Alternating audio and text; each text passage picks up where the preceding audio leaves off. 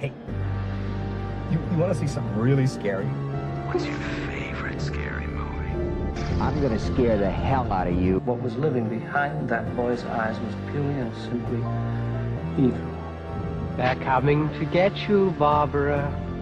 When there's no more room in hell, the dead will walk here. What's blood for, if not for shedding? Welcome to Fright Night.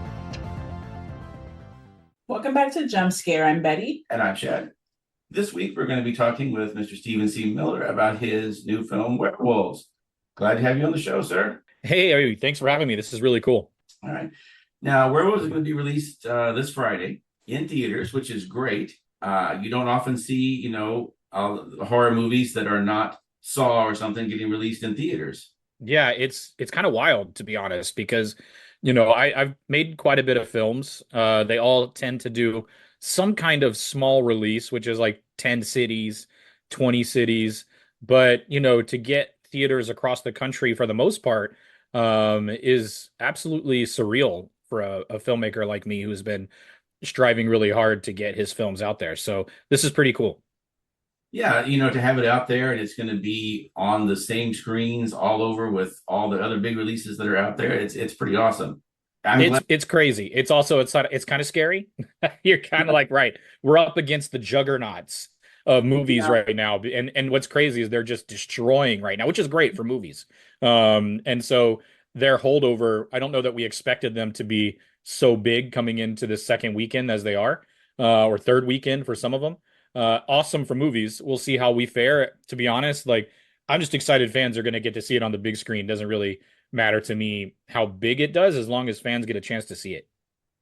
The plus side is, and I was just telling Shad this the other day when we were like, oh, great, we got the info that it was going to be released worldwide. We were like, okay, the thing is, maybe you're not a Wicked fan. Maybe you are not a Gladiator 2 fan. So, right. I mean, and there's a lot of people that don't, personally for me, I'm like, there's a new horror movie in December. I'm going to go check that out, I think that's what we're hoping for. I think we're hoping for more of that mentality. And with this kind of movie, it's really hard to track and know how it's doing out there before it hits. So, we're really going to just kind of ride the wave and see how horror fans respond, see if they really come out, because that's really what it's about. I mean, we financed the movie independently. We're distributing it independently. This is a complete independent monster movie to the max. So we're really relying on fans to get out there and word of mouth. And it doesn't feel like when you think, I mean, in the past, when you think, oh, it's independent, that the look of it is going to be, that kind of like, okay, it's a cam, handheld, maybe this right. It's not going to be that good, Or it's a one location thing where they're only in one house for the whole movie. Yeah, and this was not that. We were just like, wow, this looks fantastic. I mean, I don't know if you're going to take this as a negative or a positive, but we're gamers. So it had a very gamer feel, the way that it was directed, just the flow of it. And I say that with like the highest regard. No, I take that as a huge compliment. My entire family, me, wife, and kids are gamers. In fact, we do Fortnite Friday nights. So I am a huge gamer, always have been. And so I take that as a huge compliment, because those are the kind of movies I love, like the Resident Evil movie, the original Resident Evil, the original Blade, that felt like video games to me, where you're really just sort of in the action and on the go for the whole movie. We really don't let you breathe. So I think that's a great compliment. Yeah, there were a lot of times where we were like, oh, what? Like we were taken back. And the part where they're transitioning from the lab over to the house, I was like, this has a very Raccoon City feel, and I would love for this to be an actual video game. I agree. I pushed for like them to actually get like a skin on Fortnite, and I was pushing for like, can we start thinking about video games? And of course, everybody's like, don't get ahead of yourself, Steven. We gotta see how the movie does. But you get excited about these things.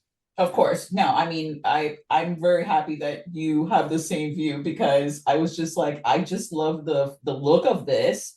It is action packed, and I'm gonna be honest, it took surprise. Oh wow, that's great.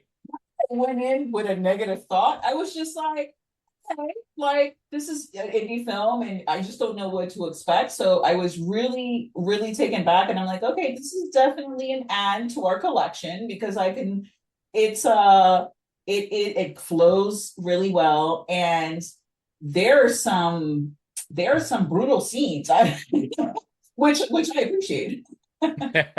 Yeah, that's what's great about, indie film in general is like you never know what you're going to get, which is cool. And like, I can totally appreciate going into it going, well, I don't know. It's a werewolf movie. And I think that's sort of the first response, even we got making the movie. It's a werewolf movie. This could be good or bad. And I think to me, that was sort of the challenge, right? It was like, if I'm going to do a werewolf movie, and I kind of like pitched it to everyone as like, I'm going to do a werewolf movie on steroids, which is, like you said, it also is like these movies are usually in one location, a house or a little small town being under attack.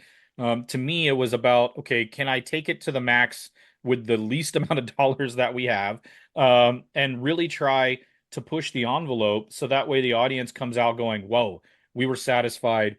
We got the transformations. We got the werewolves. We got some Frank Grillo without his shirt on. This is great. The makeup effects on this are amazing. And I can, it looks like they are almost all practical. They are almost, I'd say 90% of this movie is practical. We went in very practical mindset. Alec Gillis, Tom Woodrow, who did the creature design and the practical effects. They did Pumpkinhead, Alien, Predator. I mean, these guys are total legends. So it was really cool to have them building the creature, to have them puppeteering the creature, the animatronics on the creature. We really went full force into trying to do as much practical as we possibly could. And I'll say it's not to discount the visual effects either, because CGI to me, I'm not an anti CGI guy. I really respect what all artists do in this medium. So when we went to them early on in the process, I really went to the visual effects supervisor and was like, look, any CGI we put in this movie, I really need it to feel like the werewolves. If they're clunky, it needs to feel clunky. If it's whatever it is, I need this visual effects to have the same vibe and feel as our practical. And to their credit, they did a really great job on some of these effects that I don't know anyone would be able to tell are visual effects, that they did a great job. But 90% of all of it is definitely practical, and they just, I attribute that to the crew. Yeah, and it looks great. Yeah, it looks great. I love the fact that a lot of the wolves have their own unique look. That way you can pick them out of the crowd. That's my favorite part. Yeah, I love the punk rock wolf. Oh my god. Yeah. Amazing. We called her, it's funny that everybody points that out and actually gets the name right. We actually called her Punk Rock Princess on set. And believe it or not, there was massive pushback against having her in the movie, because originally, very early on, a lot of producers were really worried about me putting them in clothes and making them different or having personalities. They were really worried fans would come across and call it cheesy or whatever they want to say about these kind of movies. But I was really adamant that this is what sets this movie apart. This is what allows this werewolf movie to be different, especially Punk Rock Princess, because she has such a great intro and she has a great scene. And so it's downtown, it's kind of dirty, it's gritty. It's like, right, this is where I used to go watch punk shows when I was growing up in high school. Like, I was in the city, and we were listening to NoFX somewhere in some grungy bar, so that is what it felt like to me was the proper place for her. And I think she really stands out in the movie. She sure does. I have to say that that's probably the main thing I appreciate about this film. As we were watching it, I was like, wait a second. I think these werewolves, as we always see in other werewolf movies, are not like completely feral. I think they're actually know what they're doing. They still have their personalities. They're just in a different form. But the fact that they're able to organize, they're able to, discern, like, this is what I'm going to do. And they have different looks. I really like that, because there's so many werewolf movies, right? Like, and they're the same. Obviously, they have their different, but the werewolf characteristics themselves are usually just, you turn to a werewolf and now you're just some rabid animal, like running around ripping people's throats out, and you're just, there's not really any thought process. You're like, okay, they've lost their humanity, they've given in to the, the animal within kind of thing. Yeah, and you're right. that's exactly what sets this film apart. So anyone who disagrees, come and fight me because I think Frank Grillo has those same words online. He loves to say we made this for the fans, and if you don't get it, you can fight him. And I think he's totally right. Like because you know this movie for me was all about leaning into 80s, 90s nostalgia. It was about leaning into practical effects. It was leaning into Frank Grillo versus fucking werewolves. Yeah. And so for me, that was what we really took home. Took to heart. We pushed wholeheartedly with that. So if we lean too far, whatever. We really wanted everyone to have fun with this movie, and I'm really happy to hear that you guys understood, got it, and really had appreciated the personalities. Now, how many suits did you actually have? How many werewolf like puppet suits? We built 6 to 7, and I say 6 to 7 because 6 were full life size big guys, and we had like 1 or 2 B sort of stunt suits that we kind of tossed around. And then there's a little girl in the bodega scene where she's kind of half little girl, half wolf. She was a little bit of makeup, mostly all makeup with some prosthetics. By the way, that was my daughter. yes, we saw. We were like, oh my god, I think that was his kid. Yep. Yeah. And so that's how many we had. And then you got to imagine we had 7-foot-ish guys in these suits. Then the head was another foot on top of that.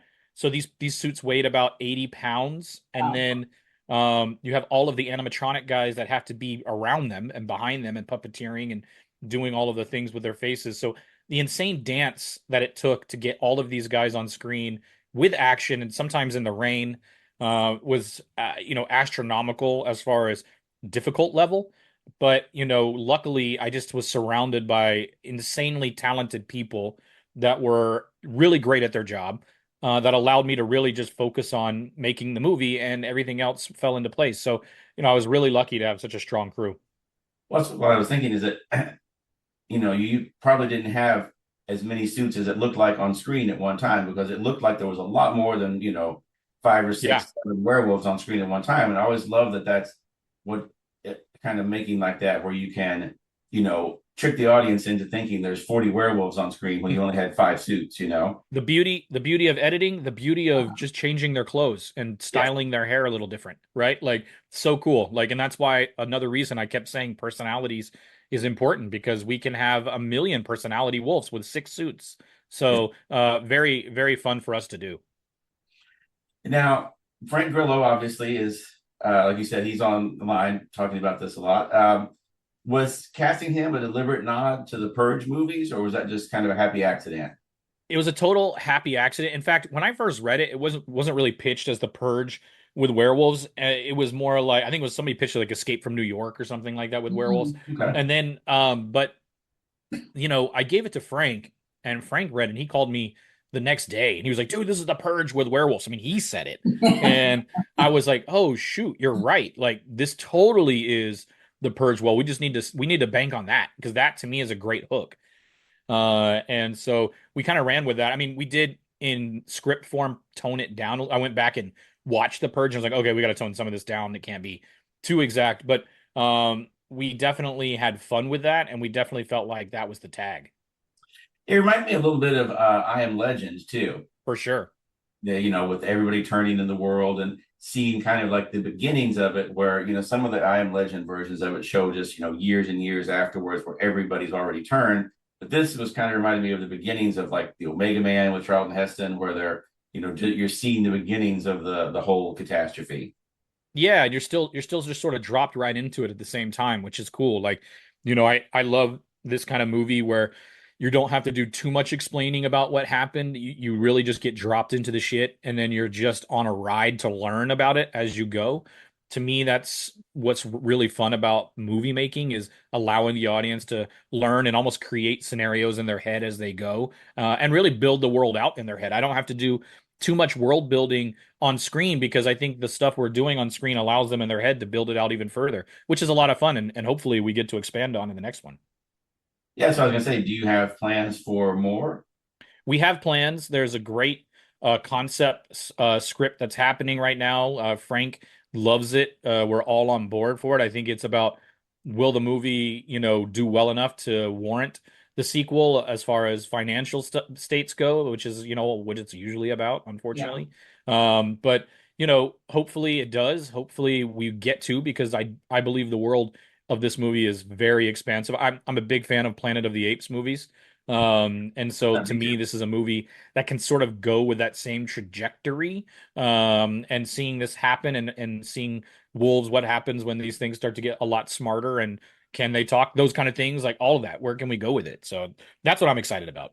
Yeah. The other thing that sets it apart is the stakes are so high in this one because anyone can turn. So it's not like, I mean, just by looking at the moon, you can be affected. So you don't really get that. There's always either like a curse, or maybe they got bit by another, werewolf. So just it having maybe like this defect in the gene or something that kind of triggers it, which, like you said, you don't really have to explain it too much. It's like, here we are, this is what happened, and this is what can happen, and you just run with the imagination, for the rest of it. I'm totally okay with that. A lot of people, I usually do need a lot backstory. Yeah. Right. But, the screenwriter, Matthew Kennedy, one of the things that we really appreciate within the horror genre, Shad and I, is when there's what we feel makes a good horror film is, one, we do appreciate a mix of practical and CGI, because I feel like they strengthen one another, and story. There's so much heart in the movie. So not only do you have action, you also have heart, and that really, creates a world. Everyone's going to be able to relate to that, family defending, your loved ones. So, a lot of horror films, and that's fine. The ones that just don't have that, backstory, don't have those character development, but we really do appreciate character development. Yeah, I mean, I'm in the same boat. Like, I appreciate it. I love it. And to me, Matthew Kennedy did a great job setting up, this family dynamic. Really, he did a great job setting up Frank Grillo with the idea that, this is a different kind of hero in the movie, in the sense that he doesn't have the typical family. It's his brother's kid and his brother's wife. So it's not, technically his wife and kid, which I liked because it's different. And it's a guy that's never had to raise a family before. And now he's having to figure out how to do it on the fly. And he's sort of having to figure out how he's got to get back to them to do it on the fly. So there's something about that too that's really cool and a little different, that sets the movie apart from the typical father, daughter, wife relationship. And, it's a little bit of a change. So I really enjoyed that part of it. So what was it that drew you to this initially? Because you've done a lot of action movies, you've done a lot of horror, and this is a good mix of both. What was it that Werewolves drew this to me. Like, it was one of those things, like, I've been wanting to make a werewolf movie for so long, and getting the opportunity to read a script like this where they just showcased the werewolves every possible second, I was like, this is my jam. I love slow burn werewolf movies, don't get me wrong, but I did not want to make a slow burn werewolf movie. I wanted to make a movie where the audience could see them, could feel them, could touch them, and walked away going, okay, we saw the monster. I know the usual thing in horror movies is the less you see, the better, the scarier. I felt like we could get away with showing enough of them to where it's still cool, still fun, still scary, and you still feel satisfied, like you got them a lot. So that was what really drew me to this. Do you have? Go ahead, sorry. No, go ahead.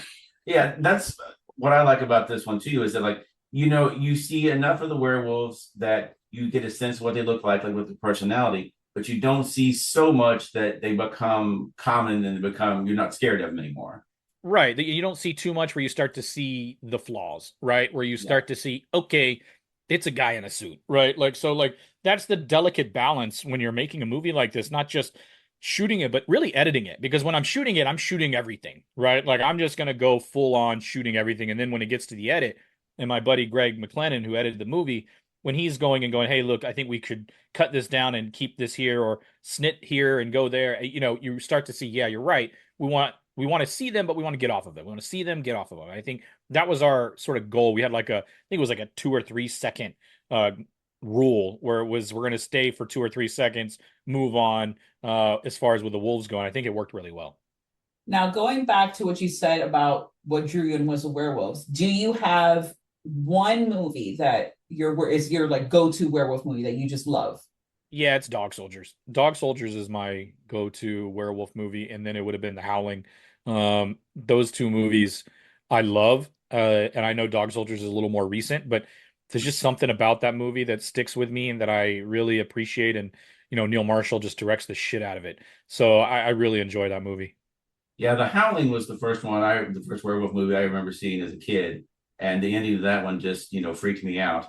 Oh, it's utterly horrifying. Yeah. That movie, I think I saw when I was like 9 or 10 or something, and I was like, "What is this?" Then it's the werewolf brain kicks in. I gotta go back and check out everything. Then it was because I saw that before American Werewolf in London. Me too. I saw that before. I might have seen Fright Night first, and then I saw The Howling, but I can't remember which one I saw first. But I remember Fright Night's transformation was so good when he went from wolf to back to Evil Ed that I remember thinking that's killer.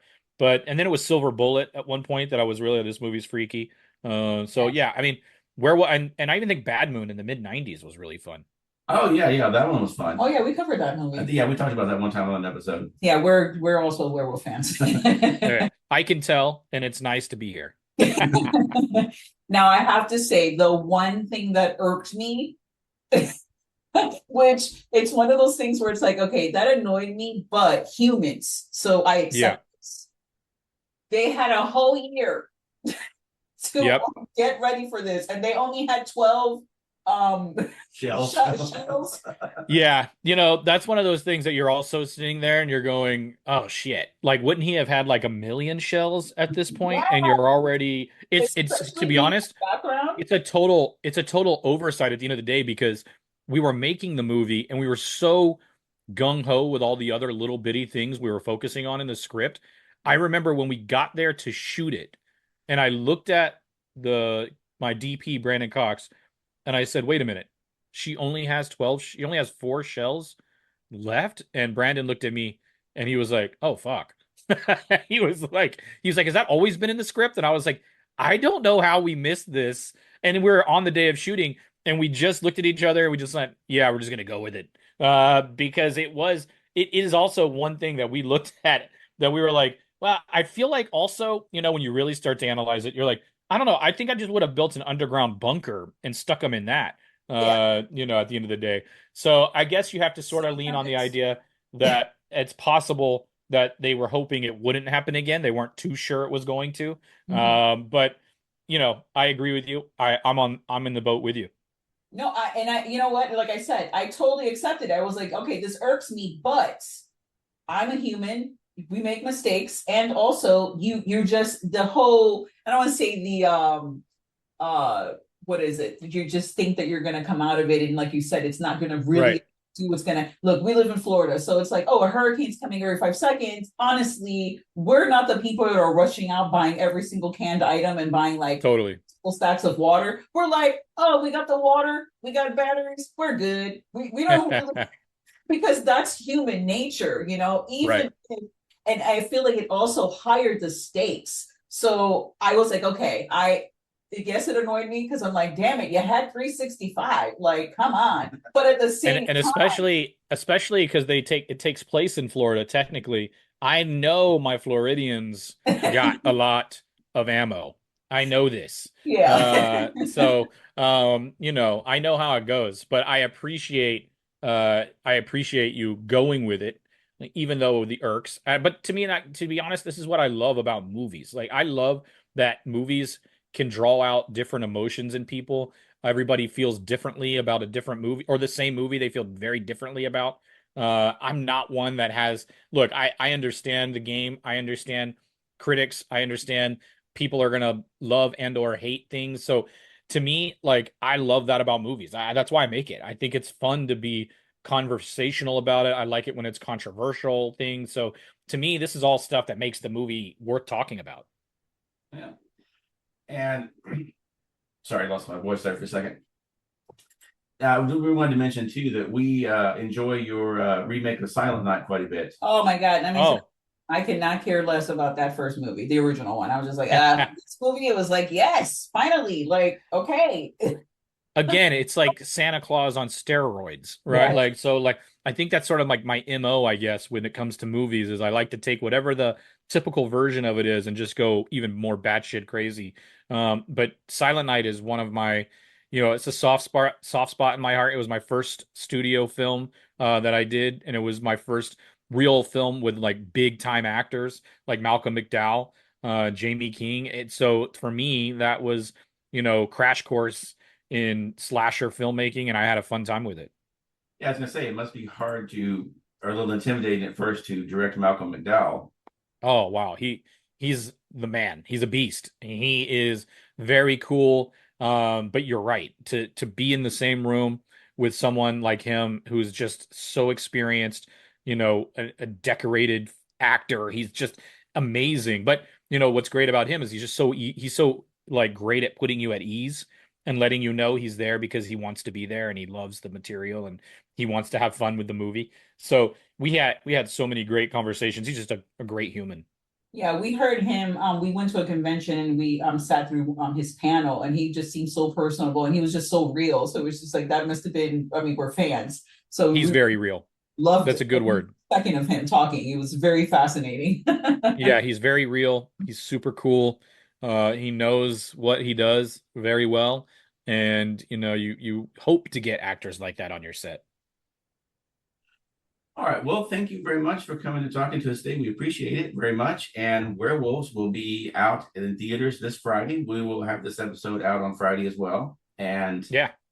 we look forward to seeing how it does. Thank you so much, guys, for having me on. This was so cool. Congratulations to everyone that worked on the film. You all did a very fantastic job, and we're looking forward to seeing what you have coming up next. Woohoo. Thank you. You're welcome. Thank you very much. Bye. And now, folks, it's time to say goodnight. We sincerely appreciate your patronage and hope we've succeeded in bringing you an enjoyable evening of entertainment. Please drive home carefully and come back again soon. Good night.